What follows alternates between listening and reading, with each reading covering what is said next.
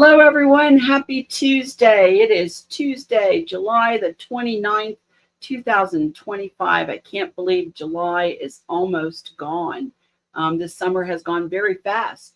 And so lots of good things coming up, I think, in August, and really exciting news last night. So, if you've not tuned in to Anna's podcast on Monday night, you can find that link on the tasa.americanstatenationals.org and tune into that, and you will be able to go to the webinars and listen to the podcast last night. It had a lot of good information. So today, we're going to continue with the Bill of Rights. However, Anna wasn't able to make it, so it made me do my homework a whole lot more this week and be able to present to you a little bit more of some insight to those Bill of Rights. Now, we have to remember that we're doing this because our international business assemblies need to know what sides of contracts that we are supposed to hold our subcontractors' feet to. So we have to know what applies to us, what applies to them, and also what to watch out for. And I think the Bill of Rights is one of those things where Congress has really, over the years, in our continental congresses and things, really delved into some of the things that were lacking originally in the Constitution. And so the Bill of Rights is their way of course correcting. Now, I know of a lot of the assemblies who are still developing and working, and they kind of cringe at the word course correction. But I can tell you, oh, Anna's here. I can tell you that course correction is one of those things that all of our assemblies are going to do. And we shouldn't be afraid of that. That means we're growing and we're learning and we're beginning to really do the business of our government. So the Bill of Rights is one of those things that comes through and gives us a little more detail in the course corrections as our founding fathers grew and developed our government. So I'm going to bring Anna on stage. So I'm so glad she's able to make it today. Hi, Anna. How are you? Hi, guys. Glad you made it. I'm still working, as you can see. Grandma power. But, oh well, this too shall be. Yeah, I know. It keeps the chicken wings off, right? Yeah. Wow. That's it. Yes, the boys are constantly amazed that I can do as much as I can. It's like, oh, you're not supposed to be able to do that. Yeah, I know. I get told that all the time. When I was still working, one of the comments was when something heavy needed to be lifted, all the guys who had bad shoulders and bad backs and, oh, I've had my neck worked on. Oh, go get Lisa. She can lift it up. She can lift 100 pounds. Go get her. So, yeah. Yeah.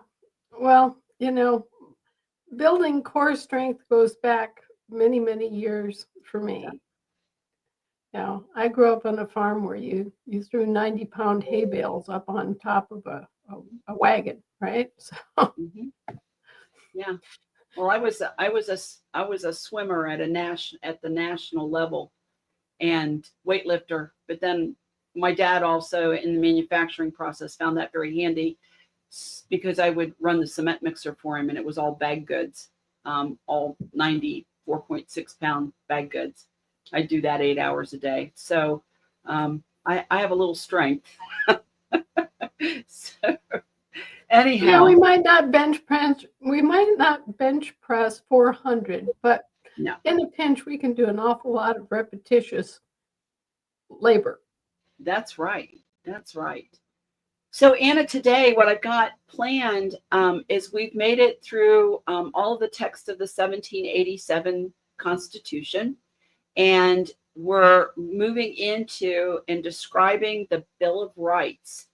And so I was going to bring it up and take it article by article and, provide a little bit of more information. And I was telling them that I was anticipating the fact that possibly you weren't going to make it. So I really did my homework. And I did a lot of research. So Good. we'll get into that, and I'll bring it up on my screen here. And I'm also going to bring it up in behind the scenes. So our Bill of Rights starts out with a preamble, and this preamble precedes all of the first articles.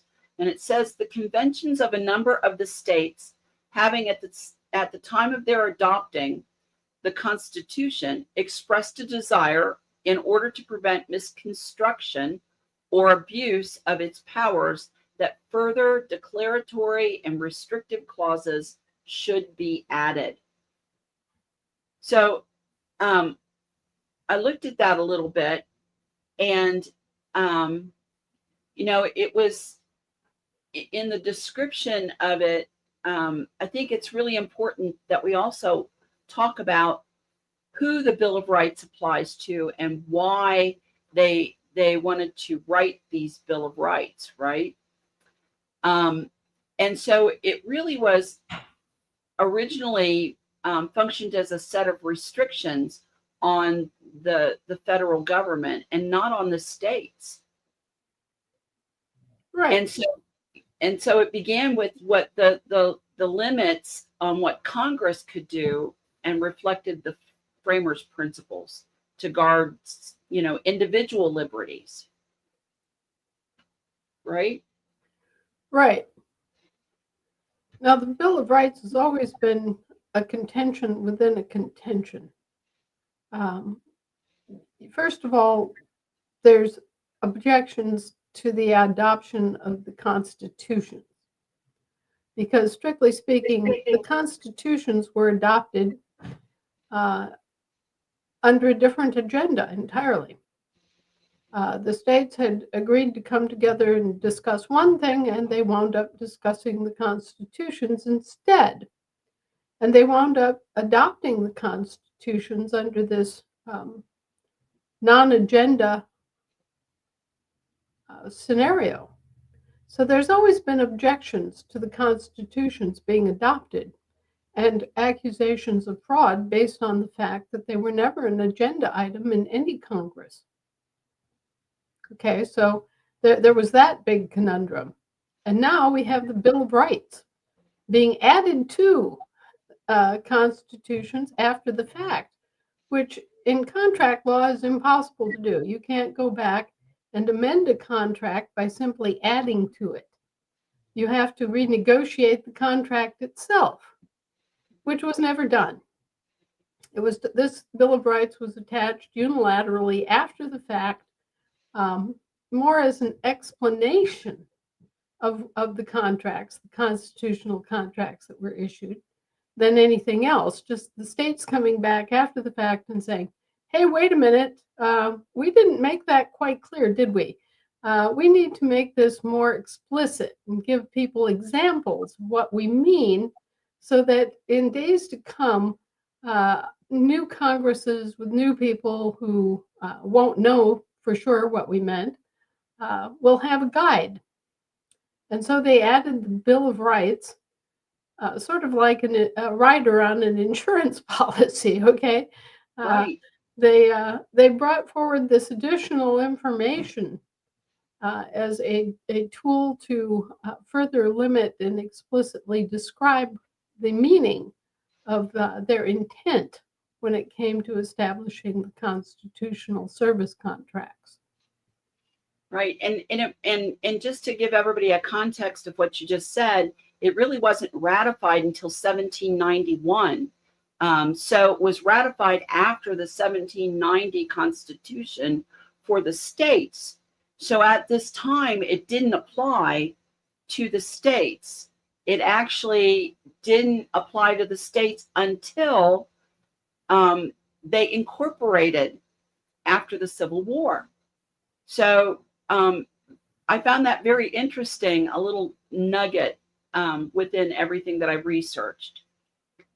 So yeah, the interplay between public and private and the impact is always obscured, and it shouldn't be. The people should know what's going on. They should know how it's working. It should be obvious to everybody, but instead, all of this has been accomplished under a cloak of secrecy and backdoor deals and backdoor contexts that only the ones who were in the know knew at the time. And, this has been a bad way of doing business from the start. I was just reviewing some of the semantic deceits that were enabled by using extremely similar names for different entities this morning and trying to explain that snarl of different names in a straightforward way and explain the things that have happened subsequent as a result of this to people from other countries is extremely difficult. Right. And it's even difficult for us when we're reading, some of the laws or, even within the Bill of Rights and in the latter amendments that were amended after the Civil War, which really aren't ratified. But it's really becomes difficult to figure out who it is that they're talking about when they throw in, as I always tell our assembly, they like to put the United States at the beginning of the sentence. So you can't tell which United States it is. Right. And they like to move the cheese constantly. Mm-hmm. We were just discussing this morning that the Congressional Library has been closed to the public for many years. And you can no longer go there and just walk into the Congressional Library. It used to be open to the public. Mm-hmm. And you used to be able to make use of the Congressional Research Service. Now you have to get permission from a member of Congress to ask a question from the Congressional Research Service. And so all of this supposedly public information is being withheld from the public by the simple artifice of not allowing them to walk through the door. Right. So, I really found it really interesting. And, I think it's also important that we point out, who are they talking about? Who are the people that they're talking about, right? So, they're individuals. And at that time, it referred to real natural people, not the natural persons that they refer to today in some of their statutes, right? Right. Not the dead bodies. No. And they actually held their own personal rights. They don't hold the privileges of the incorporated governments. And that's what they're talking about in terms of the Bill of Rights. So it really, this really focused on citizens, but it also protected the individual rights of people through the Bill of Rights. So it was really important that, in our international, I keep coming back to our international business assemblies, because we have to know what side of our contract and what side of their contract, and who we're really talking about on either side, how we hold their feet to the fire when our international business assemblies are up and working. We have to know what's their jobs, what's our jobs, right? Right. So, and this is very key part of the function of the assemblies. I keep telling the assembly coordinators that, hey, look, you're going to be responsible as an assembly for telling the state legislatures what you want done. You're responsible for figuring out what business deals you want to make on behalf of your state and what to avoid. Right. And so this really does require a degree of attention, expertise, and dedication that most people are not expecting, because they're used to having a nanny state that bottle feeds them everything. Right. It is a lot of work. I mean, it for those that are intimately involved in their assemblies, besides your own learning, and research that's required to do to get your assemblies up and working, the work of the assembly is it's enormous. In session, it's not unusual to have 10, 12-hour days, if not more than that sometimes, just because of all the meetings and just the workload that has to be done within it. So, you got to be ready to roll up your sleeves and really pull all of this information and these jobs together and really get it done, right? Right. So, absolutely. Okay. So let me move on here. The article of the first. Now, I found this interesting that this was not ratified, and there's some really good information that it is still actually an active proposed article that's out there. So after the first enumeration required by the first article of the Constitution, there shall be one representative for every 30,000 until the number shall amount to 100, after which the proportion shall be so regulated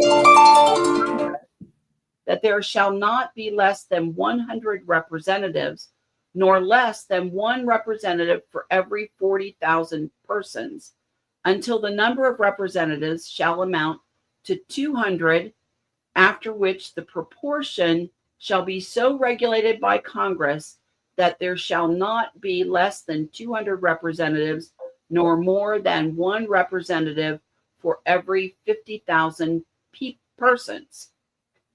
So I found that really interesting how it was never actually ratified by Congress, and I wanted to know why that was. So I don't know if you have insight on that at all. Well, ratification by Congress doesn't really make any sense. You'd have to be ratification by the states, and each part of a proposed action like this can be ratified or not ratified by the states acting individually as a federation of states. So it's entirely possible that the first article or the first proposed article was not ratified by all the states, but a second article or a third or seventh or whatever was ratified. Right. So what I found out was this article, we talked about the fact that everything was ratified in 1791, the Bill of Rights, the first 12 amendments that they call the first 12 amendments, right? This one was one state short of being ratified at that point, and rather than hold up and try to get the one state that was a holdout, they went ahead and instituted the rest of the amendments just to be able to get them moving. But I think there was also some maybe backhanded politics involved in it, in the fact that some were envisioning where they could then kind of make their own rules regarding the representatives and control how those representatives actually came from the states, and they kind of set their own limits on that within this particular unratified amendment. But it's also still very active today. So it's allowed a lot of legislative bypass. And so it's important to realize that even though the amendment was not ratified, it's still in play. It could still be enacted or amended and then put out to the states for ratification. So I thought that was kind of interesting. But bear in mind, there have been no actual valid states in session since the Civil War. So everything that they're counting as having been ratified since, 1992, 1962, what, you know, that's all bogus. It's all, they're trying to do things they can't do. Right. Right. So that's why we're only going to look at the first original 13 amendments here and continue, and I think that's an important point too, Anna, because we hear a lot of hype out in the media about constitutional conventions, right? Right. We're going to do that. Well, when they find the people, when they find us finally and acknowledge us, we'll be able to hold a constitutional convention. Correct? Right. Well, and that day is coming faster than anyone might suspect. And I hope everybody's got their reading glasses prepared and they're ready to really dig into their history and begin to understand it. Because if we hold a constitutional convention right now, we would be the most educated Americans around that would be most competent to make good decisions. However, even the most astute among us, the most avid students, would fall far short of the original founding fathers. Absolutely. And so, simply because we've grown up in a different system, we have different indoctrination, different assumptions as a result of that. And so we have to re-educate ourselves in a profound and even spiritual manner in order to come up to the pay grade of being worthy members of a continental Congress.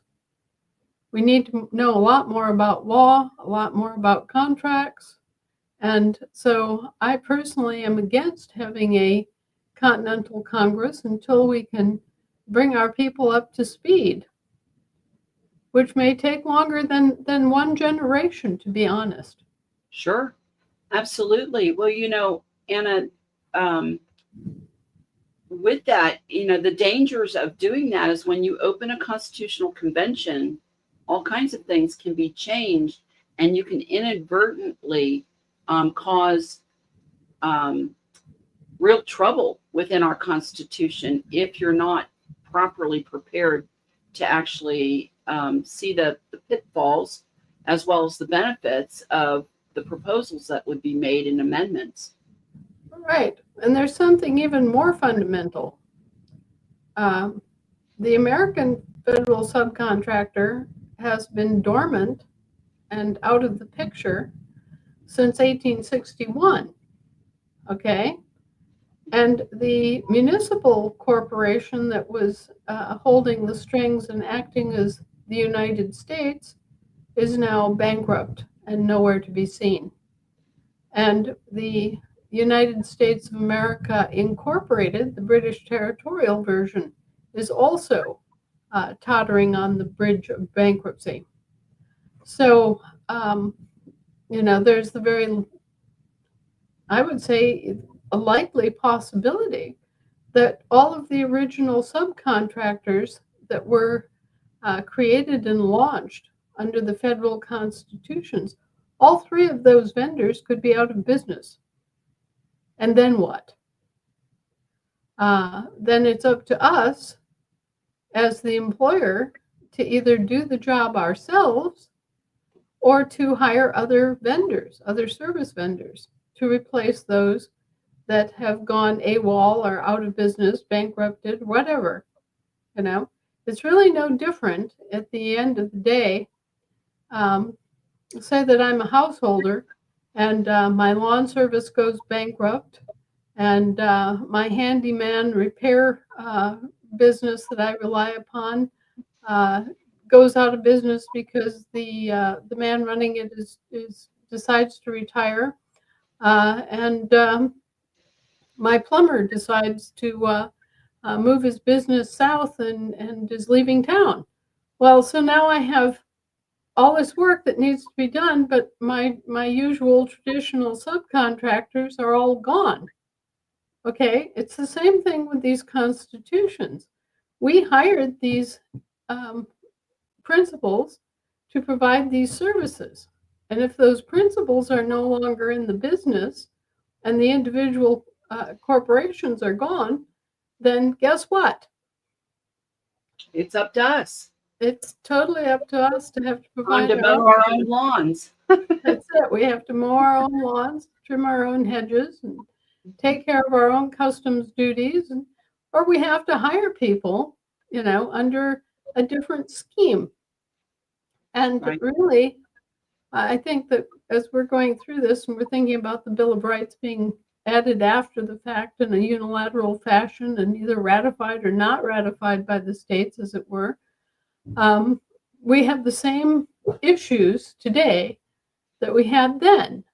Yes. We have the same needs today as we had then. Are we prepared to provide ourselves with an adequate and intelligent postal service? Are we ready to man the decks and enforce our customs duties? You see, that we have to really think hard and long, as the founders did, how we're going to get all this work done in all these different areas. Right. And there's more today than they faced back then, even. Oh, yeah. So, I mean, exponentially so. And so it really becomes a daunting when our states assemblies, and you and I've talked about this before when I've done education with some of the states. They're like, when can we get rid of the state of, whatever? And I'm like, well, how hard do you want to work? Yeah. Because somebody's got to do the work. Somebody's got to be there to pick up those pieces and either continue to run with the pieces or learn to par them down in an organized fashion so that we don't have anarchy and chaos, right? Right. So, I mean, that's it. It's really an important part of what we're doing as within our assemblies. So, well, at least for the another party heard from. Actually, the whole business of government has become grossly bloated, above and beyond any imagining that the founding fathers could have had. yes. I mean, they contracted for 8 government services, and that number has now expanded beyond all belief. And so we could get rid of the entire federal government, and I think most of us would never notice. Probably so. It's the founding fathers really relied on self-governance and self-actualization to for all of us. I mean, we were there. We were supposed to take care of ourselves, Right. And take care of our communities, and that's what they counted on when they did that. So yes, you're right. It completely bloated, and we would. I remember there was a candidate, a presidential candidate, who at one point, was really thumping hard on the, par down the government. And I think Trump even reiterated it in his first run for president, that said it would take so incredibly little to actually run the government the way it was meant to be run that you wouldn't believe it. Right. If you only had those 18 services and you only concentrated on defending your own country, which is what they proposed, Right. then it would be maybe 100th of the cost that we now endure. And the presence of the federal government would vanish. It would disappear in terms of your daily contact with it. Because you would not be seeing the IRS. You'd not be seeing property taxes. All these things that have been foisted off onto the people by the federal government contractors and their subsidiaries and franchises would simply disappear.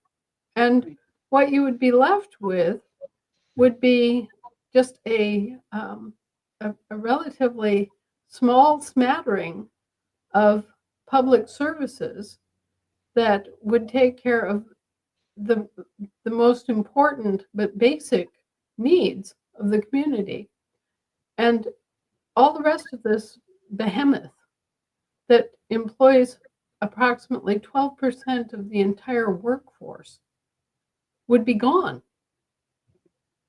That's right. Okay, well, let's dive in a little bit further here. The second proposed amendment was ratified by the Incorporated Congress, so I think we'll skip over that one and go into the actual first, what we consider the First Amendment, which is our freedom of religion, speech, press, assembly, and petition. So it reads here that Congress shall make no law respecting the establishment of religion or prohibiting the free exercise thereof or abridging the freedom of speech or of the press or the right of the people peaceably to assemble and to petition the government for a redress of grievances. Right. And that can be interpreted a lot of different ways, can it? It has been. I mean, there's so much, in terms of what that really applies to, some. And I think one of the things that we have to remember in our assemblies with the right to free speech, because we do have that, is that even the dissenting opinions have to be heard, right? Right. And it doesn't mean that we have to bow down to those if the collective of the assembly decides that that's not the way they're going to go, but they still have to be heard. And sometimes when I hear a dissenting opinion that may be way off in left field, sometimes all I can do is thank them for their opinion, right? And let everybody decide whether that's something that's worthwhile to add to their assembly. It's their decision. But we can do that in the spirit of our decorums in terms of not being offensive either, right? And that's really what our decorums are kind of based on, is that ability to speak what we need to speak, but not be offensive in the process. Well, as my mother put it, your rights end where another person's rights begin. And as she was also very clear, rights are unalienable. They cannot be alienated, okay? They cannot be taken from us, and we cannot give them away. And that not give them away is another part of this, where when you're talking about your natural rights, you cannot be separated from your natural rights by any process of law or legality. They can't even be separated by contract. And this is a fundamental fact that we need to take in as Americans, is that you cannot give away or barter away or change your unalienable or unalienable rights. This is something fundamental that we need to argue in international court when all of these commercial corporations try to infringe upon our natural rights by claiming that we contracted them away. They're not ours to contract away. They're unalienable in the sense of commercial venue, and they're unalienable in the context of the actual law. So can't vote them away, can't give them away. They can't be taken away from us in any way, plain and simple, which is why, this applies even so much to our right to travel. They can't take that away from us. So, it's important that we know these unalienable rights. In the law, they call them inalienable, or in the legal system, they call them inalienable or inalienable. This has been argued back and forth since it was written down. Is it unalienable? Is it inalienable? Is it unalienable, as in liens? Right. You see, John Adams himself changed it after the fact. But that was for the interpretation of the British side of it, you see. Ah, So when it came to it's unalienable for us in the lawful side of things, and it's inalienable or unalienable for the British side, which makes sense. right. Exactly. So, also in this is really the establishment clause. And this has been a hotly debated, and discussed, because we have thrown in there, the muddying of the waters when it comes to, well, that would be the establishment of, you can't do that. There's separation of church and state. Well, not exactly. What it's really saying is is that we can't have a national religion like the Church of England, right? Right. And it's not saying that we're taking all religious thought or anything, creator, the Ten Commandments, any of that out of our government. It's really just saying that we can't establish one religion over another. We can't have a Baptist government or a Church of God or a Church of England or a Catholic, or we are free to practice our faiths however we see fit. Right. And it's actually the prohibiting the exercise thereof clause that provides the freedom of religion that support. I don't think most of us would consider it a likelihood that a secular government would be interested in establishing a religion, although it has happened in the history of the world. Oh, yeah. So, the first clause of this, no law respecting the establishment of a religion, prohibits that opportunity or possibility. But it's really pedal to the metal when it says in prohibiting the free exercise thereof. Right. So the government cannot take a position against a religion or against the free exercise of religious belief in this country. And people have attempted to make a lot of use of that, claiming that it's one of the funniest ones I ever saw was a religion that claimed to be the religion of slack. And Okay. it was against their religion, the religion of slack, having slack. So the religion of slack, which was duly recorded, registered, and rubber stamped from here to breakfast, became a valid movement in California back in the 1960s.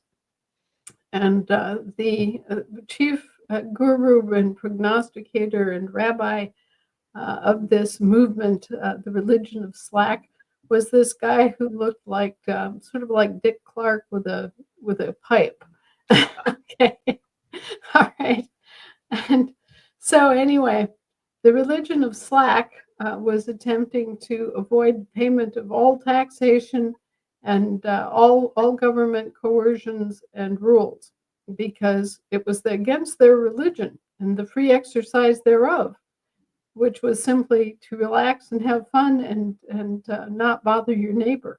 This was the essence of the religion of slack. And they had their doctrine very well stated, and it was on one page, and they just handed it to the government officials, and the government officials went, "Oh, geez." I guess. I probably would have too. What can we do against the religion of slack? We can't prohibit them from practicing and exercising their religious belief. Yes. So anyway, since it was completely harmless and the religion of slack did not create any moral question, they were simply wishing to be left alone, not got contacted by the government, and not, not proposing to do any harm to their neighbors, the government had to accept the religion of slack. Unbelievable. What creativity, right? To get around the requirements. Hey, look, the right to be left alone is an important right. Right. Exactly. And it's fundamental to the to the religion of slack to have the right to be left alone, right? Right. Right. So I say we all join the Church of Slack. So the next one is the freedom of speech. Boy, is this one a really broad concept, because it a lot of people don't realize that it protects both the spoken word and symbolic expression. So there are certain, and this has been tested, especially within school systems, and t-shirts that teenagers would wear, one way or the other. And it's always come back from the Supreme Court that it is a freedom of speech issue, and they cannot be prohibited from certain things. And when they do, for example, if it's during political campaigns and things, and they wear, a political t-shirt supporting a candidate, the schools have been, prone to ask them to take it off, or to never wear it again, or whatever. And there have been many cases that have been actually won by the students or the students' parents on their behalf regarding that. So freedom of speech is, it right on down to, the tests in the 60s of flag burning as an expression of a freedom of speech, or, wearing protest t-shirts and armbands and those kinds of things. So it's really, unless it's inciting, I think, the actual unrest or insurrection, I don't think there's much they can do about, that haven't been tried within the freedom of speech. Well, there's freedom of speech and of the press. And Right. then they get down to arguing about what is the press. Well, what was meant at this time is obvious. It was meant to be newspapers and magazines and actual regular publications. But it could also mean broadsides. At that time, they had what were called political broadsides. And these were, basically printed arguments on large sheets of paper that would be handed out about different issues. And it doesn't really matter what the issue was. Maybe it was having a town curfew in effect during the months of January and February. It could be any kind of question that the public was being asked to consider. And so we had at that time political broadsides too. Nowadays, there's all sorts of different things that have entered in about radio and television. Is this covered under the freedom of the press? Well, where's the printing press involved in any of that, right? Right. We suffer under the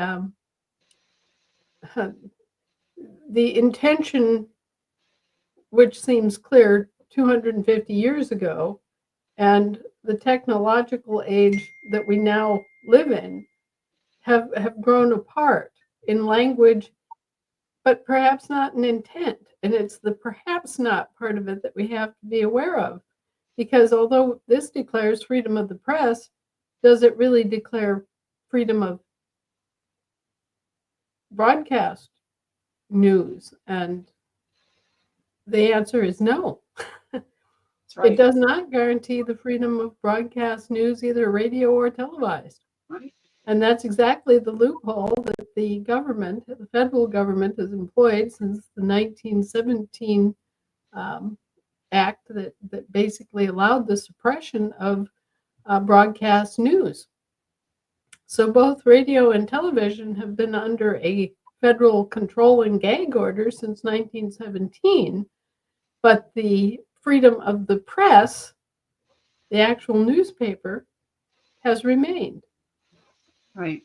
So there's, I see a little question in the chat right now about, is the freedom of speech a good thing to say things that is hurtful or insulting? Well, we still have, they have to be, your opinion can be that someone, is a scoundrel, right? Right. And if you have the evidence to back that up, that might not be a nice thing to say about someone, and it might be hurtful. If it's true, though, it's not slander. And there's a fine line between being able to prove what we have to say. Is it socially acceptable at times to make those kinds of comments? No. And that's where we have to begin to understand where the divide is between our freedom of speech and what's a social, and what a social convention might be, and whether or not, whether or not it's something we really want to say in public. I think Mother was right about, if you don't have anything nice to say, don't say it at all. But at the same time, sometimes you have to say the things that are true out there. So someone would have to be able to provide evidence of that statement to make it not slander or not liable if it's in print. Right. We have freedom of speech. We don't have freedom to lie. Exactly. Okay. We can say what we honestly think about something, but we can't turn and twist things around and bring false witness against other people, for example. Right. Because that takes it into another realm. That's not just your freedom to say it.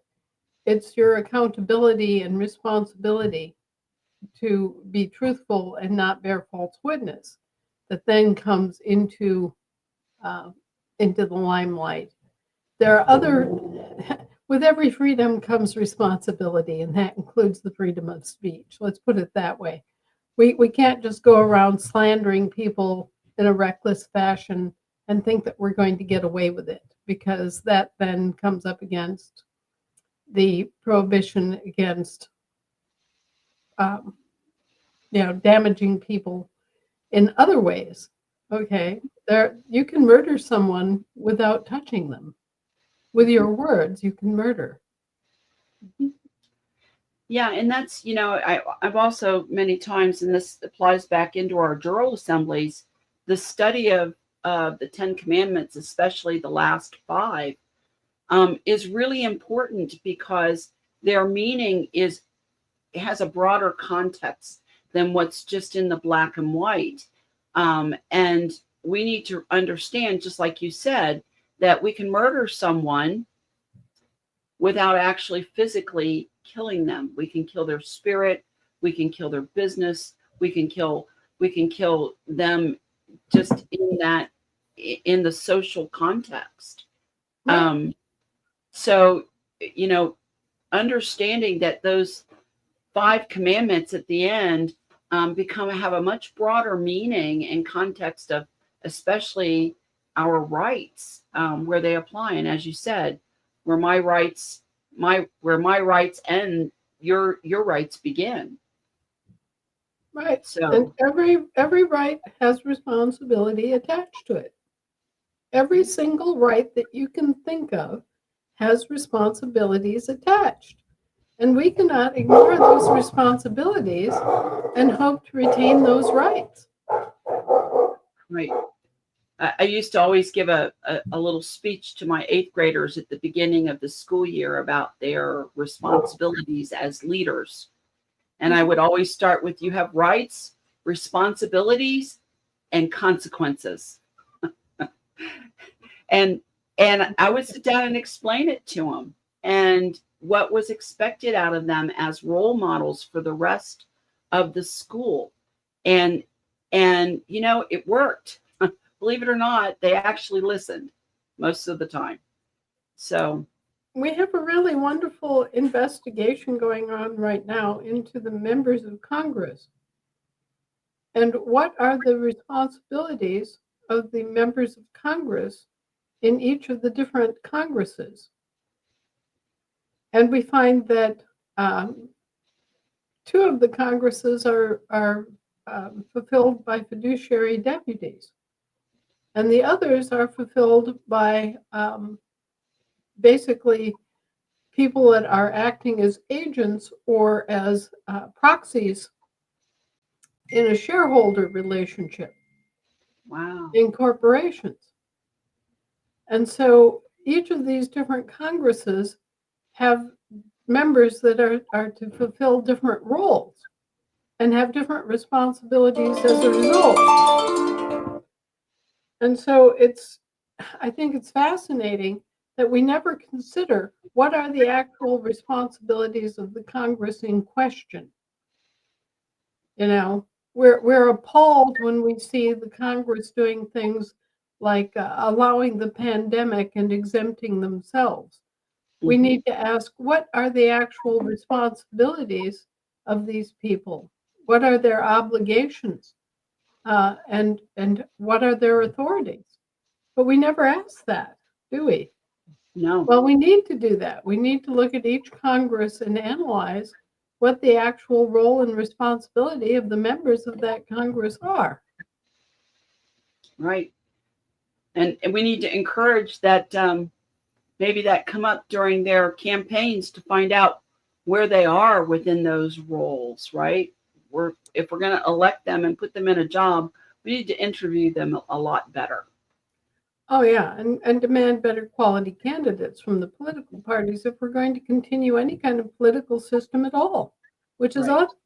that's also up for grabs, because that was never anything that was discussed or guaranteed No. in the process of developing these corporations. And believe me, you can be corporate without being incorporated, okay? Right. So at the time that these were adopted, the constitutions and all of the associated parts, all of these different things were from the standpoint of corporations existing, but incorporation was relatively unknown. So we can be sure that at the time, the only incorporated entity that we were dealing with was the United States of America Incorporated, which was a British Crown corporation.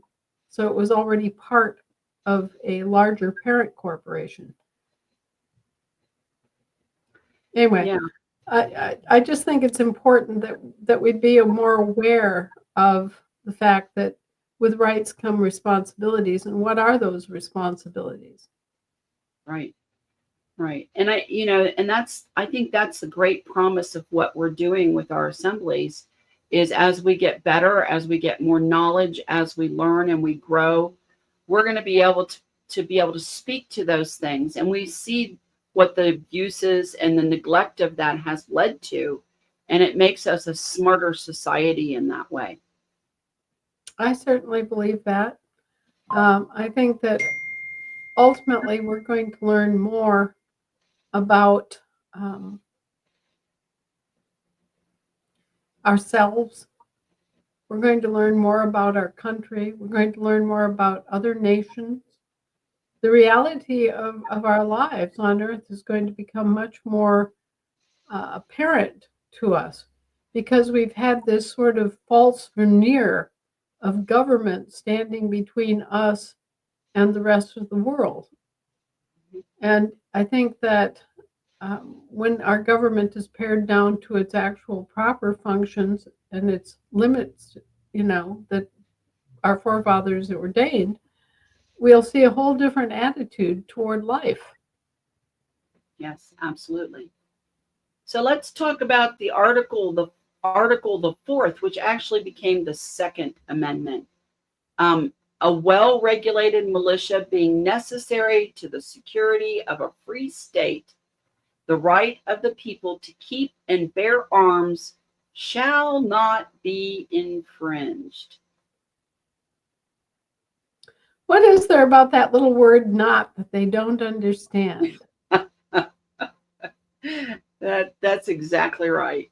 They just continue, don't they? Yes, but pay attention, folks, and this is where I've been your guiding light and chief watchman on the watchtower. What does it say? The right of the people. It doesn't say a thing about the right of the person. So all of this gun legislation and other things of that ilk are not directed at the people. It's directed at the persons derived from the people. It's derived identity of an official capacity or employee of the corporation. And what they do is they make up these rules for their employees' independence, and then they use a big broad brush and they misapply it to everybody. Right. Yeah, and and I also think that it's really important for us to remember in this statement also, what do they mean by the word arms? Right. Arms can include cannons, howitzers, tanks, landing craft, everything they have, we should be able to have. Right.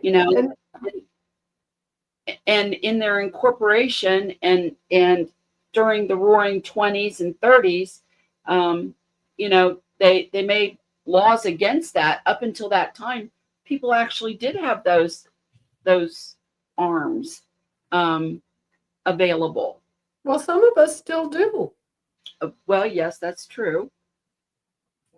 Some of us own tanks. Some of us own landing craft. Cannons.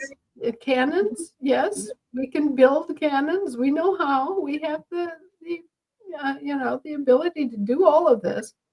But what is meant by arms in this context is the heavy-duty military grade arms. It's not talking about your pea shooters and your gopher rifles and deer rifles. It's not talking about that at all. It's actually talking about military arms.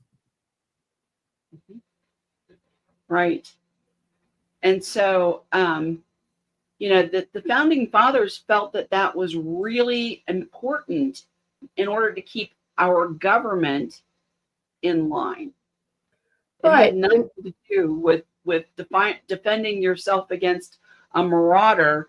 It had everything to do with keeping the government in line. Right, and you'll notice the security of a free state, capital S, state.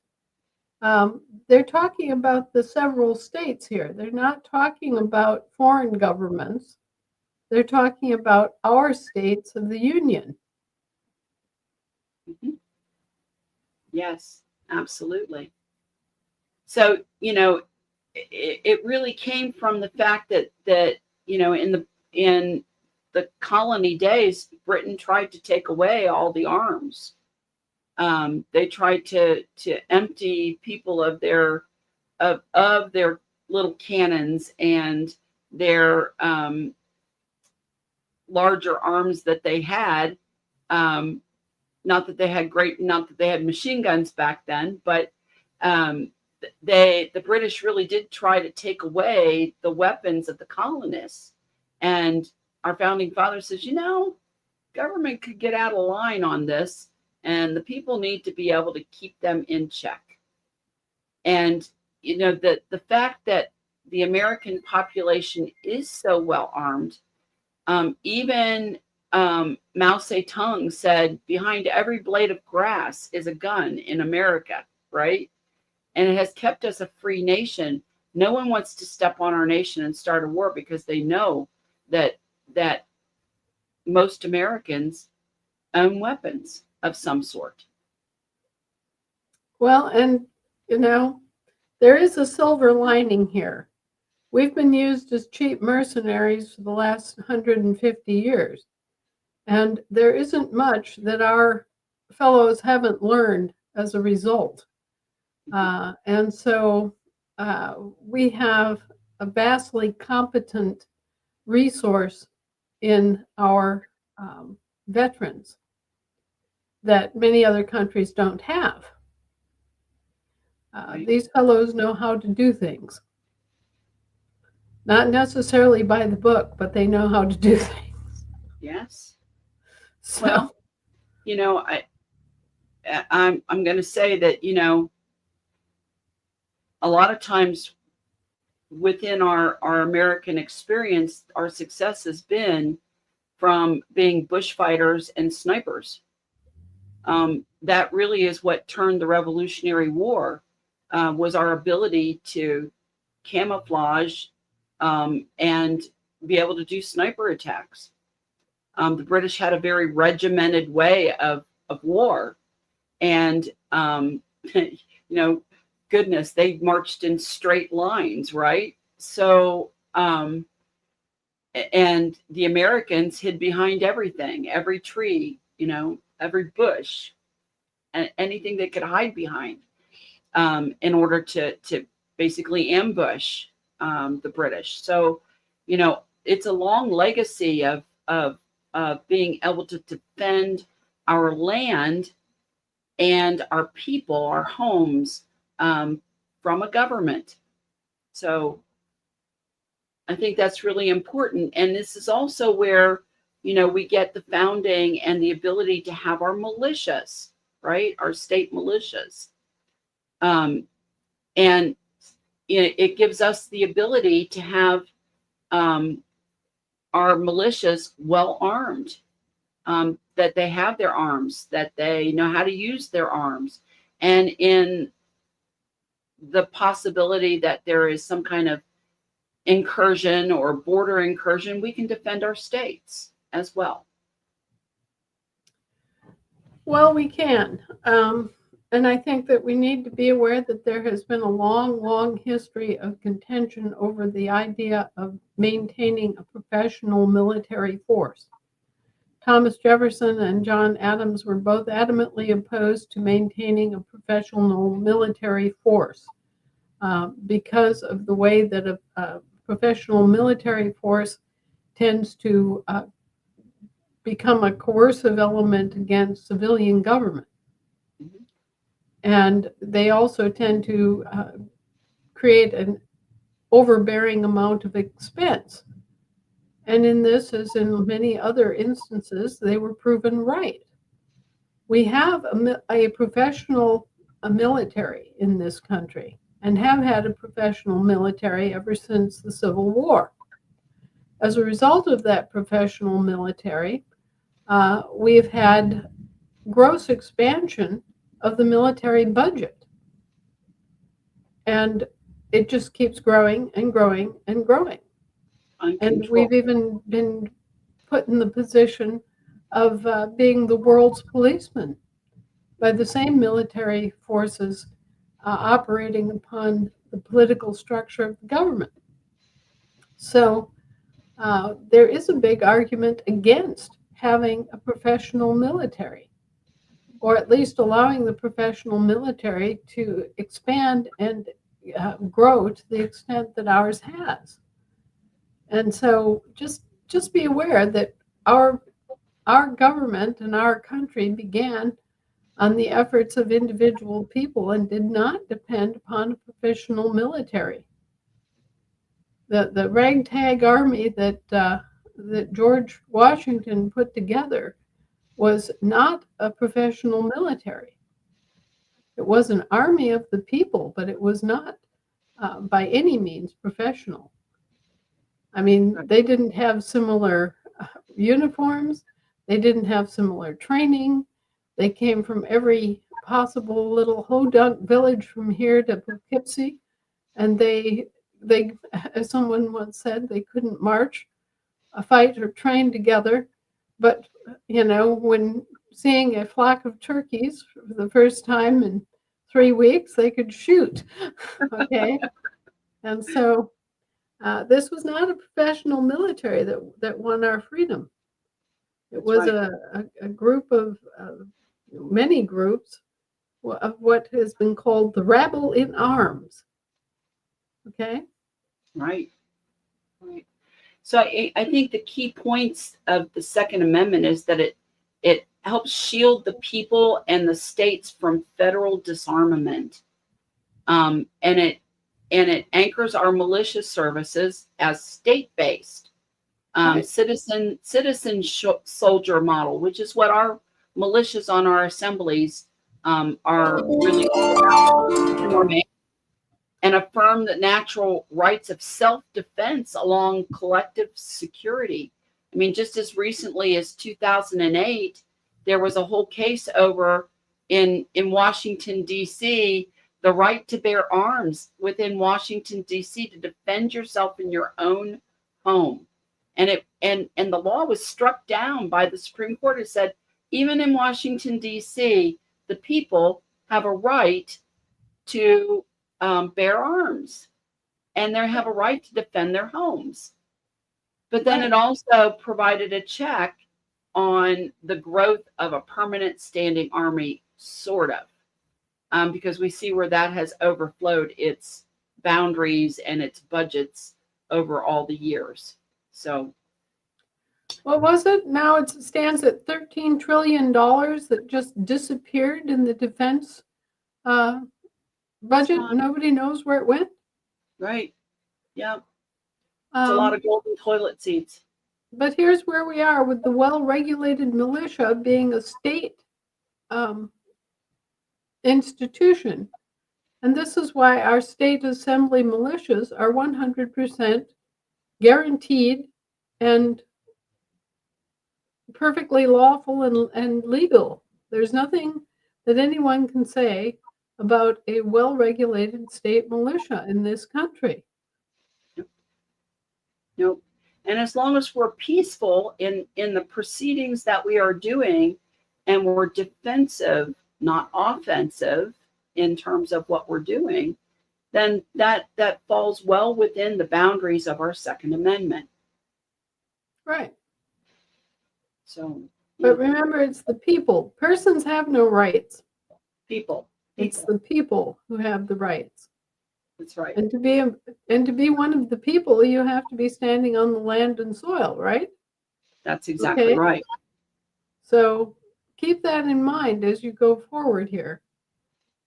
You know, you bring that very important point, because I'm starting to see where our podcast is watched by people who have not corrected their status as well.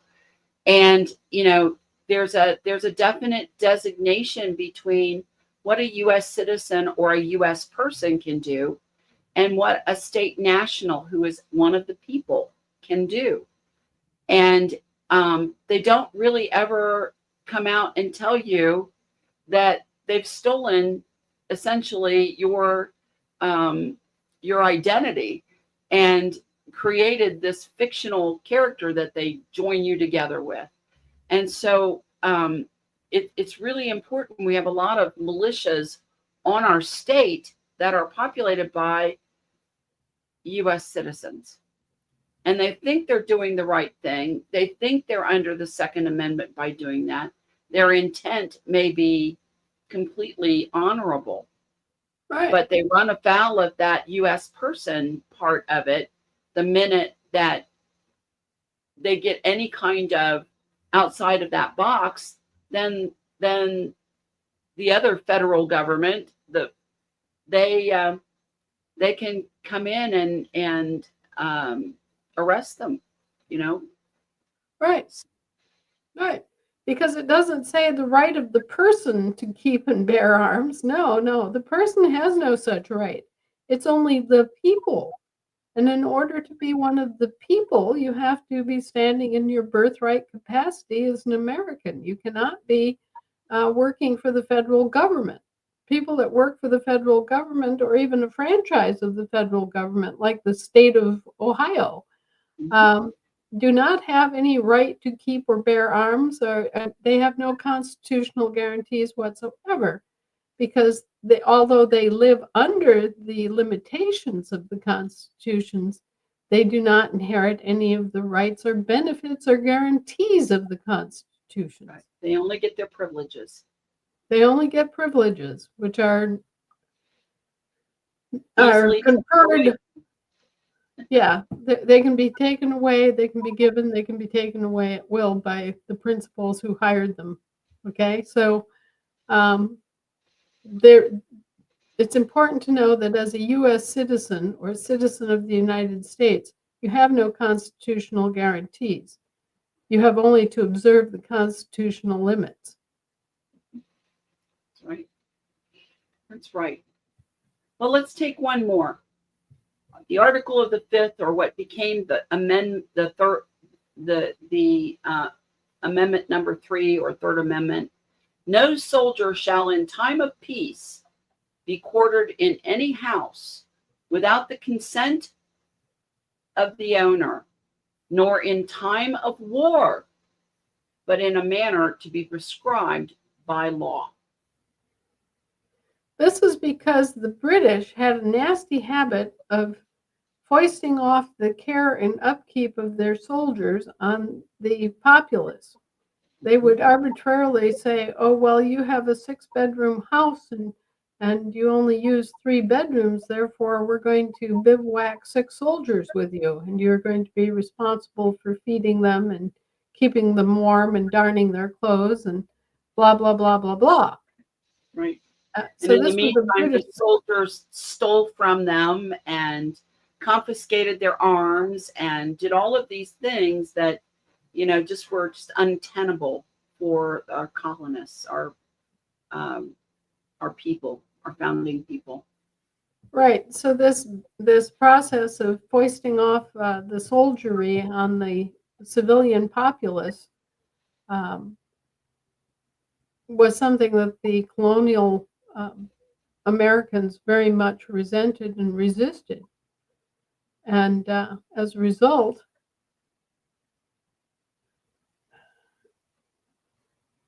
they had this amendment, this Third Amendment added to make sure that this couldn't be done again. Right. So I got one question I want to take and show up here. I think it's just, we've got one. So this is from Dorothea, and Dorothea is on South Africa. And she said, the military, should they also be part of land and soil jurisdiction fully declared? Yes.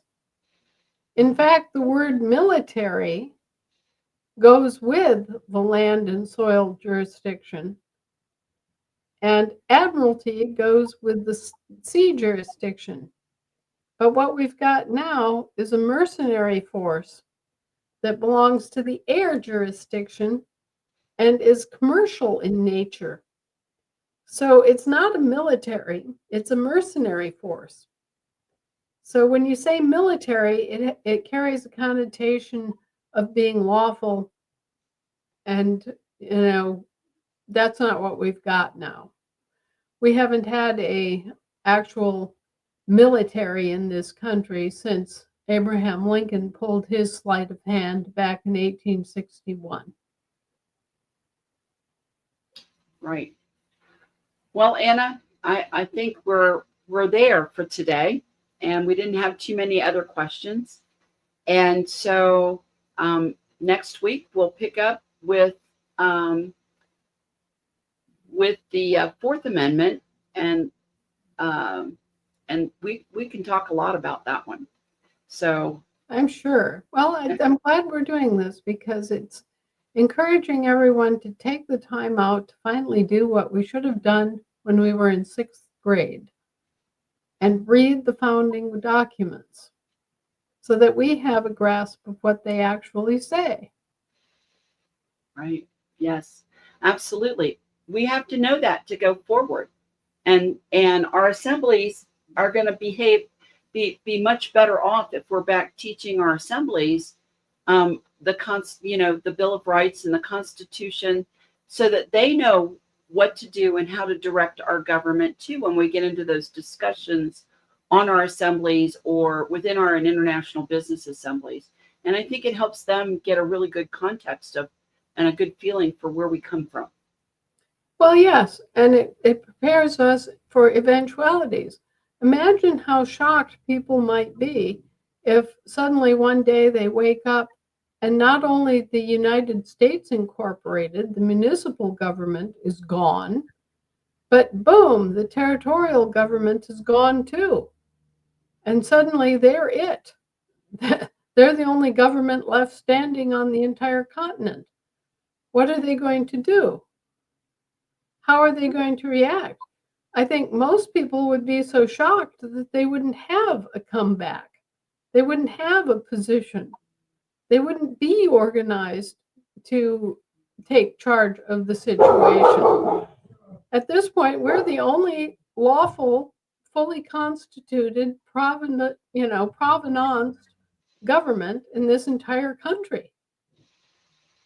We're it, folks. Right. So be thinking about that. And so, it's a good message to, be able to tell everyone is we need to be ready, and you need to be active in your assembly and take an active part within it, whether that's on a committee or if you take an actual position or role on your committee. It's going to be important because there's going to be a day coming when we will need to be active, and it's time to learn. It's time to learn that. Right. So, okay, Anna. Well, we're going to wish everybody a happy Tuesday, and we're going to say goodbye until next week. We'll see you all. Study. Yes. Keep thinking. Right. Keep thinking. Keep dreaming. Keep evaluating, analyzing. Be skeptical. Have your Shinola sensor all the way up on high, and we'll see you next week. All right.